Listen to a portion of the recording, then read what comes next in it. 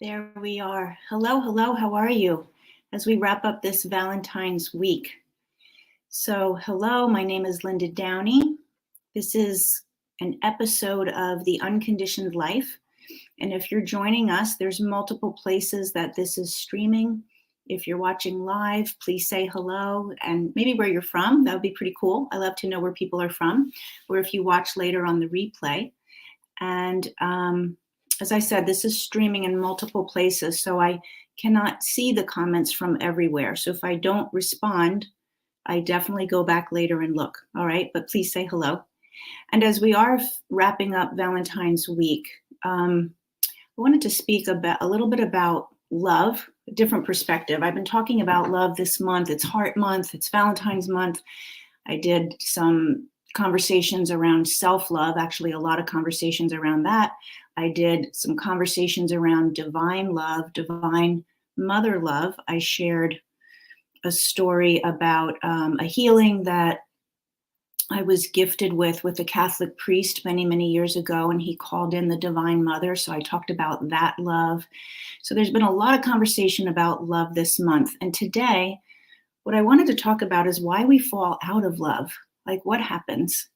So when we first fall in love, right, we open our heart, we're so excited to share ourselves, to learn everything about the other person. We let ourselves be vulnerable. We share our dreams. We maybe talk about what we're afraid of, all of those things. And then as we stay in relationship and as relationship goes on, something happens.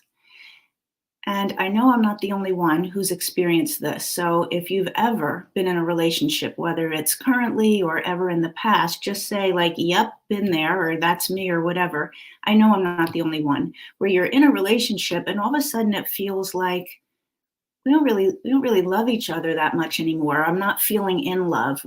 I love him or her, I love them, but I don't feel in love. There's kind of like that feeling of, it's like status quo, but it's not great. Sometimes we stay in a relationship like that, like we stay in a marriage, maybe because we've been married, and what am I going to do now? I might as well stay. Or we're too afraid to leave, or even if it's not a marriage, we might overstay our welcome in a relationship. But what if the not feeling in love part has nothing to do with not really being in love? Here's the perspective that I'd love for you to chew on and maybe drop a comment if you have one about it. As I said in the beginning, we share ourselves, we open our heart, we let ourselves be vulnerable. But then there's a place and a time where life and that newness, like that honeymoon effect, kind of winds down. And then life is showing up, right? Maybe it is a marriage, and then there's kids, and there's bills, and there's other things to deal with. Maybe it's just you've been together for a few years, you're not married, but life is showing up. When life shows up and there are things to deal with, then our automatic way of being will kick in. Our automatic programming about how to deal with situations, how to deal with stress, how to deal with money problems. All of that shows up. And the way that most people deal with those kinds of situations, and this is 1,000% true for myself, what I'm sharing with you is absolutely what showed up in my marriage that did not last, that did not survive. And what showed up was the survival of dealing with life, but the survival that I learned and that he learned, both of us were doing it, the survival coping mechanisms from when we were little. So when I was little and there was stress in the household, or I felt fearful or whatever, even very, very little, what I learned to do was be really independent. Okay, if this household is holding too much and can't pay attention to me, I'm going to be really independent. That was one way that I showed up to cope with the stress in my household as a little girl. Another way is I'm just going to get this done myself. I come from a long line of stoic German stock. We just get it done. We're just going to do it, right? So That was a second way that I knew to cope with life, starting from when I was very, very little, hearing those messages. Pick yourself up, let's go, get this done, right? So two of my main coping mechanisms were, I'm just going to do this myself. I got to get it done, number one. And number two, I'm going to be really independent. Like, I'm not going to rely on anybody else. My experience has been people abandon me, so I'm going to be independent and just hunker down and do this. And when you step into your automatic coping programs from your past, you cannot show up vulnerable and sharing in your present. So it's not that you fall out of love. It's that you stop sharing. You stop sharing your heart. You stop sharing your vulnerability. You stop sharing your dreams because your programming of how to do life kicks in. It overrides once the newness of falling in love shows up. So now you're part of a couple that has maybe bills to pay and kids to raise and things are showing up that are stressful. But instead of going towards each other, everybody's figuring it out on their own. Or at least that's what was happening in my marriage, in my situation. Whatever it is in your situation or was in your situation, it's going to be some version of that. Because when we go into stress mode and coping mechanism, it's not a time to be vulnerable. That's what stress is, like fight or flight. I'm not going to open myself up to vulnerability. And when we go into coping mechanism and the thinking is, I have to do this myself, well, then everything in the household that we see, everything in the relationship that we see is, I'm doing this by myself.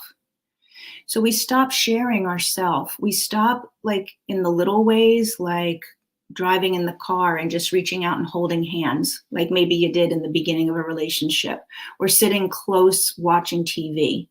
Instead, everybody has their chair and their spot, and they're not even close to each other, right? So those are little ways like that, but also in the way that we open our heart. That's really the biggest thing. We stop allowing ourselves to be vulnerable and to share our heart, and we go into protection. And now we're protecting ourselves from the very person that we're in partnership with. This is the very person that we chose to walk through life with, so that when things showed up, it would be easier because you'd have somebody who has your back. Except you're not letting anybody have your back because you're in your own fight or flight coping programming mechanism. Now, if you hooked up your wagon with someone and it wasn't really the best decision, that's maybe a whole nother place. And then maybe, like, we're not present to feeling in love because maybe we never really were. Maybe it never really was love. Maybe it was a codependency that worked for both of us at the time. Maybe it was, a lot of reasons that we decided, but it wasn't really love, because love is vulnerable. Love is unconditional. No matter what's going on or what that person is doing, that's the way God loves us, unconditionally. But we don't love each other that way. In the beginning, we kind of do. Everything. Look how cute he is. Look at that. Look at how he blows his nose. Oh, that's so cute. Listen to how he snores. I love that, how he snores. It reminds me of my cat when I was little, or something like that, right? Those are the ways that we feel in the beginning, but then we stop feeling that way and it becomes very conditional. So loving someone unconditionally without judgment is probably the first place to look. How much am I conditional with my love? How much am I in a place of what's in it for me with my love? What's in it for me? Are you doing what I expect you to do? Are you showing up the way I thought when I said yes to you? When I said yes to you, I thought you were going to be bringing in a certain amount of money. I thought you were going to lose all your weight a week after every baby. I thought you were going to whatever, right? I'm being a little bit facetious, but you get the point. I thought you were going to do this, this, and this, and that's not what's happening. So now I'm not so present to loving you. So now I close myself down. I close my heart. I take away my vulnerability and I get right back into coping from I'm on my own. I'm on my own with this other person that lives in my household. I'm on my own even from them instead of we are together as a team. The we are together as a team, when you're experiencing that, it's because you're sharing. You just stopped sharing somewhere. You just stopped telling it like it is. You stopped like laying in bed and before you fall asleep, talking about what's really there in your heart, maybe some dreams that you have. You just stopped because you started coping. So the programming of our childhood, the way that we learned to deal with whatever was showing up in our house, that's the conditioning that's still going to automatically kick in. And when I say, reinventing your life or creating your life, and the name of this podcast is The Unconditioned Life, is because you need to recognize, first of all, just recognize that's my programming. It seems like it's just the right way to do things because you always have, but it's actually a program. It's like a software program that's been downloaded onto your nervous system, and that's how you do things. Number one, recognize it. Number two, say, I don't want to be run by a program anymore. I actually want to show up newly in my life every day. I want to show up not knowing how my partner's going to be, with an excited expectation. What's the possibility? What's the possibility in our life? Even in the thick of, we've got middle school kids and high school kids and we're paying for college and the house needs repair. Even in the thick of all of that, seeing the other person as possibility, seeing your life as possibility instead of as the predictable way it's always been. Yep, this is what happens. I have to show up and do it all. I am on my own. Nope, I'm not even going to bother saying it to them. I said it to them 10 times before and I got the same response, so I'm not going to say it anymore. This is how it is. That is living in a predictable, programmed way that allows for not feeling in love. It allows for predictable and also resignation. It shuts down possibility, and then actually creating something from possibility is even the bigger picture. It shuts all of that down. And it all comes from closing your heart, not sharing, and going right back into your programming. So I'm not seeing any comments here. I'll check. I just would love to know, oh my gosh, this resonates with me. Yeah, I've been in relationships like that where I did that. So let me tell you, the reason why I can share this with you is not because, I have this 35-year marriage that stayed rock solid through everything. No, I have the opposite. I have relationships that didn't make it. I have relationships that ended. And what I've done is used those experiences as opportunities. And when I decided to go into coaching people, my whole initial thing was from a health perspective, because my health was greatly impacted. And I really feel like health is something that we can really get control of. So that was my original motivation. But what I've seen and experienced, and as I went into the training, is really it's what shows up in my health is also going to show up in my relationships, is also going to show up in my experience of how joyful do I feel, because all of it will come back to, this fuzz is getting in my nose, all of it will come back to what is my programming from when I was little. What is the automatic way that I kick in, that I always learn to kick in?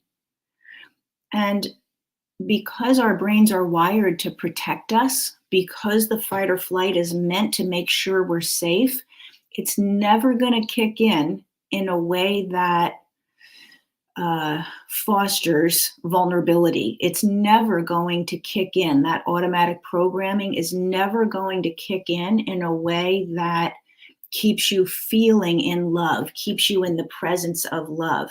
You've got to overcome the automatic fight or flight coping programming in order to get something else. And it's just a matter of, do I want it bad enough to do that? Do I want to live from possibility, open-hearted, creating, connecting, feeling in love, whether I'm with the person I've been with for 35 years, whether we've been living like brother or sister for the past 25 years, whether we don't even talk. You know, there is a place also to look at, like, has the relationship run its course, which is a different conversation. I'm not speaking about that right now. I'm just speaking about the feeling and the experience of, we're just not in love anymore. And looking at, where have I stopped sharing? So please drop a comment at some point. I am actually headed out. I'm going to go visit my son. He's at college, only 45 minutes away. His dad is going to be there. So that's failed marriage that I'm talking about. And I'm looking forward to seeing both of them. I'm really looking forward to just getting caught up, seeing that. And because this kind of work has allowed us, my ex-husband and I, to be, thanks Patricia, has allowed us to have a friendship where we can both go and see our son, and all three of us be comfortable in the experience, share, feel like we're still family, even though we're not life partners. That didn't just happen. That did not just happen. So anyway, that's where I'm headed to. So I'm going to check back later and see if anybody has a thought that they would love to share. Thanks, Courtney. Yeah, I'm looking forward to it. So except this thing is like fuzzy in my nose, so I'm not sure about that. But anyway, thanks for listening in. Please, whatever, occurs to you, give me a comment. I'd love to hear them. And yeah, thanks, Loretta. Yeah, so have a great rest of your day, and I will see you next time in The Unconditioned Life, or in my coffee conversations in the morning. I always love when people respond to those too. I appreciate it. All right, thanks. Take care. Bye.